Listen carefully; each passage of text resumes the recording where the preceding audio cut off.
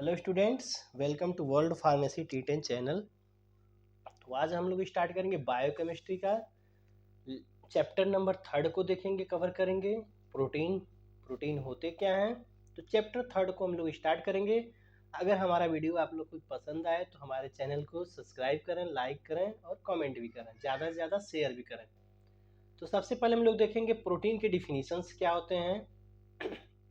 Protein को हम क्या बोल सकते हैं, यानी प्रोटीन हम किसको बोलेंगे। तो इसका डिफिनीशन है, प्रोटीन आर ऑर्गेनिक कंपाउंड, यानी जो हमारा प्रोटीन होता है वो कौन से कंपाउंड्स के होते हैं, तो ऑर्गेनिक कंपाउंड्स के होते हैं। विथ हाई मॉलिक्यूलर वेट, ये अपने साथ में क्या रखते हैं, हाई मॉलिक्यूलर वेट रखते हैं, यानी इनका जो मॉलिक्यूलर वेट होता है वो क्या होता है, हाई होता है। Made of long polypeptide chain, जो हमारे प्रोटीन्स होते हैं ये क्या करते हैं, पॉलीपेप्टाइड चेन यानी लॉन्ग पॉलीपेप्टाइड चेन के क्या होते हैं, ये बनाते हैं। यानी एक दूसरे से जब ये जुड़ते हैं तो इनके जुड़ने में जो चैन्स होते हैं तो वो किस चैन से जुड़ते हैं, तो पॉलीपेप्टाइड चैन से जुड़ते हैं, जो कि एक लॉन्ग चैन बनाते हैं। आप डिफरेंट एमिनो एसिड यानी तरह तरह के डिफरेंट डिफरेंट एमिनो एसिड के साथ ये पॉलीपेप्टाइड चैन के साथ जुड़े होते हैं, और जो जुड़ते हैं वो क्या होते हैं, लॉन्ग चैन से जुड़ते हैं। यानी ज़्यादा एक बल्क अमाउंट में प्रोटीन मिलके, मतलब एक बल्क अमाउंट में एमिनो एसिड मिलके मतलब उसका बोला जाए तो बिल्डिंग ब्लॉक करके क्या बनाते हैं, प्रोटीन को बनाते हैं। ठीक, proteins are hetero polymer compounds, जो हमारे प्रोटीन्स होते हैं वो क्या होते हैं, हेट्रोपॉलीमर कंपाउंड्स होते हैं, न कि मोनो पॉलीमर्स होते हैं। क्या होते हैं, ये हेट्रोपॉलीमर्स होते हैं। अब हम देखेंगे एमिनो एसिड्स क्या होते हैं। तो these are building block of protein, ये क्या होते हैं, बिल्डिंग ब्लॉक ऑफ प्रोटीन्स होते हैं। मेड ऑफ कार्बन, जो हमारे एमिनो एसिड्स होते हैं ये किसके बने होते हैं, कार्बन के बने होते हैं, हाइड्रोजन के बने होते हैं और एमिनो ग्रुप के बने होते हैं। और साथ साथ में एसिड जो होता है वो कौन सा होता है, कार्बोक्सिलिक एसिड से ये मिलके बने होते हैं। कार्बोक्सिलिक एसिड हमारा हो गया COOH। और जो हमारा आर ग्रुप अटैच होता है ये वेराइबल ग्रुप के वेराइटी ग्रुप का अटैच होता है। जैसे आर से हम CH3 जोड़ दिए, C2H5 जोड़ दिए, CH3 डबल जोड़ दिए, CH2 जोड़ दिए, तो इनका नाम क्या होता है, इनके वेराइबल ग्रुप के अकॉर्डिंग हमारे एमिनो एसिड का नाम चेंज होते रहता है। तो ये हमारा सेम रहता है NH2, हाइड्रोजन भी सेम रहेगा, कार्बोक्सिलिक एसिड भी सेम रहेगा। चेंजेस कहाँ पे होंगे, हमारे आर के जो ग्रुप है, यानी जो हमारे साइड चेन है, यहाँ पे हमारा क्या होता है, चेंजेस होते रहते हैं। उसके बाद से अगर देखा जाए डिफरेंट टाइप के अमीनो एसिड, तो हमारे 300 अमीनो एसिड रिकॉग्नाइज्ड हुए हैं, अबाउट 300 के करीब में। And actual number of amino acid unknown है, हमें पता नहीं है कितना एक्चुअल में है, लेकिन 300 समथिंग रिसर्च करके बता चुके किया गया है कि इतना एमिनो एसिड है। Some examples are different amino acid, यहाँ पे एग्जांपल्स है। हम बोले आर की जगह अगर एच लगा दें तो इसको हम बोलेंगे ग्लाइसिन। सेम हमारा ये रहेगा, लेकिन यहाँ पे हम पीछे यहाँ पे बताए थे कि चेंज क्या होता है, आर हमारा चेंज होता रहता है ये। तो यहाँ पे एच लग गया तो हमारा क्या हो गया, ग्लाइसिन। अगर यहीं एच पे हम क्या लगा दिए, CH3 लगा दिए तो हमारा हो गया एलानिन हो गया। अगर यहाँ पे C2OH लगा दिए तो हमारा सेरेनिन हो गया। तो इसी टाइप्स के हमारे एमिनो एसिड्स होते हैं जो हमारे डिफार्मा के एग्जाम से इम्पोर्टेंट है। तो ये हम आप लोग स्ट्रक्चर एक बार देख लीजिएगा, जो इजी वे में हम बता दिए कहाँ कहाँ से चेंजेस होते रहते हैं। तो एक बार आप लोग अच्छे से इसको देखिएगा। उसके बाद से पॉलीपेप्टाइड चेन की बात करें तो पॉलीपेप्टाइड आपको यहाँ हम बताए थे कि एक दूसरे से जो होते हैं ये किससे जुड़े होते हैं, तो लॉन्ग पॉलीपेप्टाइड चैन से जुड़ते हैं। तो यहाँ पे जो पॉलीपेप्टाइड यहाँ पे चैन यहाँ पे लगता है, जो CH2OH यहाँ पे -H2O जो होता है, तो ये पेप्टाइड बॉन्ड से होता है, तो ये हमारा पॉलीपेप्टाइड चैन्स होते हैं। अगर हम क्लासिफिकेशन करें अमीनो एसिड से केमिकल नेचर के अकॉर्डिंग में, classification of amino acid on the basis of chemical nature, तो ये क्या होता है, नेचुरल अमीनो एसिड्स होते हैं। एक होता है एसिडिक एमिनो एसिड, एक होता है बेसिक एमिनो एसिड, एक होता है सल्फर कंटेनिंग एमिनो एसिड, और एक होता है aromatic amino acid.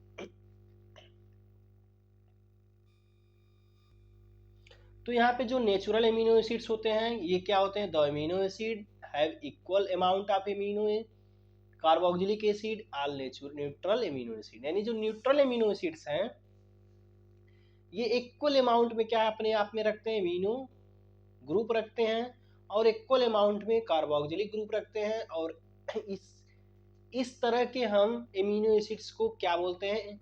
Neutral amino acid बोलते हैं।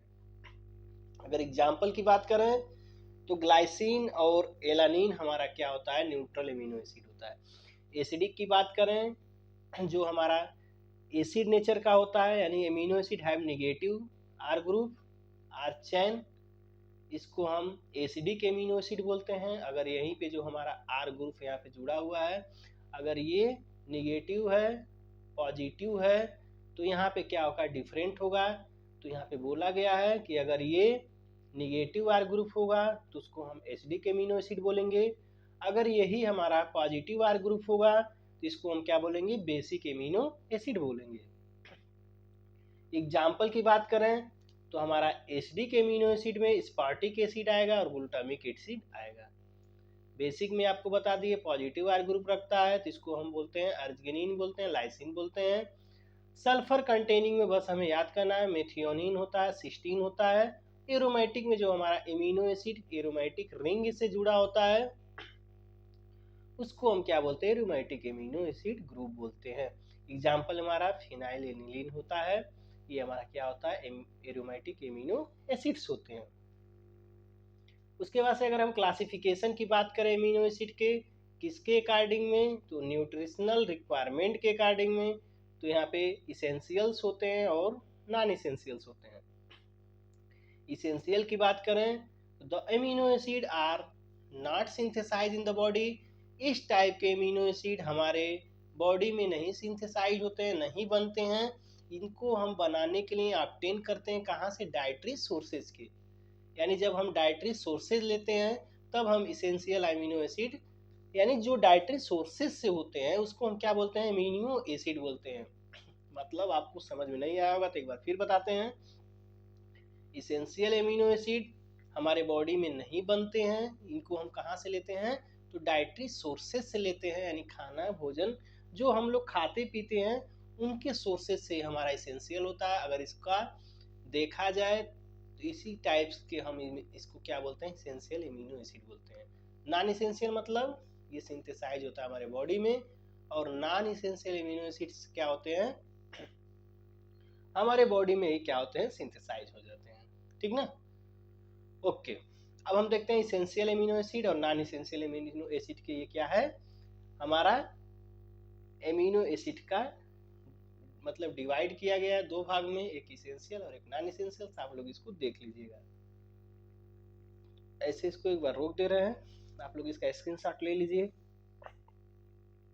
इसेंशियल और नॉन इसेंशियल का। उसके बाद से हम लोग देखेंगे biological role of amino acids. जो हमारे बायोलॉजिकल रोल है अमीनो एसिड्स के वो क्या क्या होते हैं? तो they are building block of protein.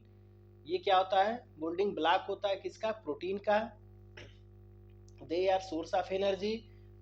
ये क्या होता है? एनर्जी का सोर्स होता है during long term starvation after consumption of store carbohydrate. यानी ये क्या है? बायोलॉजिकल रोल है अमीनो एसिड्स के।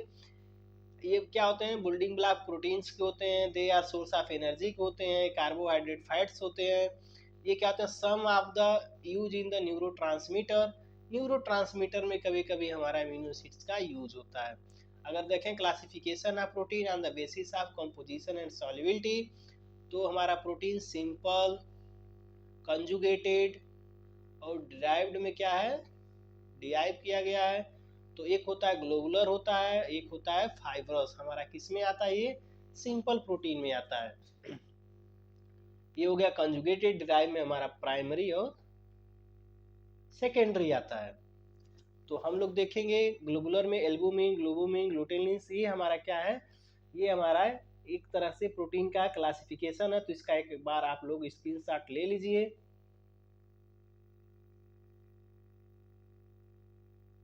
ओके, अब हम लोग देखेंगे सिंपल प्रोटीन क्या होता है। जो हमारा ये सिंपल प्रोटीन है, तो simple protein are made of only amino acid. ये किसका बना होता है? अमीनो एसिड्स का बना होता है। And they are classified and globular and fibrous. ये फाइब्रस और ग्लोबुलर में क्लासिफाई होता है। अगर इसे ग्लोबुलर की बात करें तो ये सॉल्युबल होता है वाटर में, लेकिन हमारा जो फाइब्रस होता है ये इनसॉल्युबल होता है वाटर में। कंजुगेटेड प्रोटीन की बात करें तो ये प्रोटीन बना होता है हमारा अमीनो एसिड का, और ये क्या होता है? नॉन प्रोटीन सबस्टेंस होता है। अमीनो एसिड्स के बनने के बाद ये क्या होता है? नॉन प्रोटीन सबस्टेंस होता है। इसमें हम लोग देख लेंगे प्रोस्थेटिक और कंजुगेटेड हमारा इसका क्या होता है? ग्रुप होता है। डिराइव की बात करें कि the protein are derive change. ऐसे प्रोटीन जो क्या होते हैं? चेंज हो जाते हैं। किसमें? अगर हम इनको क्या करें? डेन्यूरेशन करें, मतलब हीट दें, या एल्केलाई करें, या एक्सरेज से या हाइड्रोलिसिस से क्या करते हैं? अपने आप के चेंज हो जाते हैं। जैसे प्राइमरी और सेकेंडरी। प्राइमरी में बोला गया है कि ये क्या करते हैं? डिराइव बॉन्ड और ब्रोकेन, यानी ये अपने बॉन्ड को क्या करते हैं? तोड़ देते हैं। तो उनको क्या बोला गया? Primary derive. अगर सेकेंडरी में क्यों तोड़ते हैं? ये हमारा हीट एसिड एल्केलाई से रिएक्शन करते हैं और ये अपने बॉन्ड को क्या करते हैं? तोड़ देते हैं। उस टाइप को कैटेगरी किया गया है प्राइमरी और सेकेंडरी में। तो प्राइमरी टाइप के क्या करते हैं? ब्रोकन करते हैं। जब इनको हाइड्रोलिसिस किया जाए, हीट दिया जाए, तो ये क्या करते हैं? अपने बॉन्ड को तोड़ देते हैं। एक्सेप्ट द पेप्टाइड बॉन्ड, यानी जो पेप्टाइड बॉन्ड से होते हैं वो नहीं टूटते हैं इनको छोड़ के। सेकेंडरी में क्या बोला गया है? In secondary derive peptide bond are broken of hydrolysis, यानी पानी के साथ अगर इसको क्या किया जाए? तोड़ा जाए, तो आसानी से क्या होते हैं? टूट जाते हैं। अब स्ट्रक्चर ऑफ प्रोटीन की बात किया जाए तो primary structure, secondary structure, tertiary structure और क्वार्टरनी स्ट्रक्चर। तो प्राइमरी स्ट्रक्चर में क्या है? प्राइमरी स्ट्रक्चर में हमारा प्रोटीन का ये स्ट्रक्चर्स होते हैं जो क्या होते हैं? अमीनो एसिड्स के डिफरेंट डिफरेंट अमीनो एसिड्स के क्या होते हैं? बने होते हैं और स्ट्रेट लाइन में होते हैं। सेकेंडरी टाइप के स्ट्रक्चर क्या होते हैं? कि हेलिक्स में बनाते हैं, यानी ऐसे कुछ बनता है। ये होता है हमारा सेकेंडरी स्ट्रक्चर। टर्सरी में क्या होता है? हेलिक्स हमारा एक दूसरे से क्या होता है? पॉलीपेप्टाइड चैन से जुड़ जाता है, तो ये क्या होता है? हमारा टर्सरी होता है। और कई पॉलीपेप्टाइड बाइंड जब एक दूसरे से जुड़ते हैं तो हमारा क्या बनता है? क्वार्टरनरी स्ट्रक्चर बनता है। तो इस टाइप के हमारे प्रोटीन के स्ट्रक्चर हो गए। उसके बाद से हम देखेंगे भाई प्राइमरी, सेकेंडरी, टर्सरी के बारे में बोला गया है किस टाइप के होते हैं, तो ये हम आप लोग को अभी बता चुके हैं। तीनों को चारों को एक्सप्लेन कर दिए हैं, तो इसको एक बार आप लोग पढ़ लीजिएगा। तो ये हमारे प्राइमरी, सेकेंडरी, टर्सरी और क्वार्टरली स्ट्रक्चर हो गए। उसके बाद से क्वालिटेटिव टेस्ट है हमारे प्रोटीन के। तो नीन हाइड्रीन टेस्ट इंपॉर्टेंट है और मिलोन्स टेस्ट है। तो नीन हाइड्रीन में अमीनो एसिड्स को क्या करते हैं, या प्रोटीन को हम नीन हाइड्रीन सोल्यूशन के साथ मिलाते हैं, तो ये क्या करते हैं? ब्लू से वायलेट कलर देते हैं, ठीक ना, विथ नीन हाइड्रीन सोल्यूशन।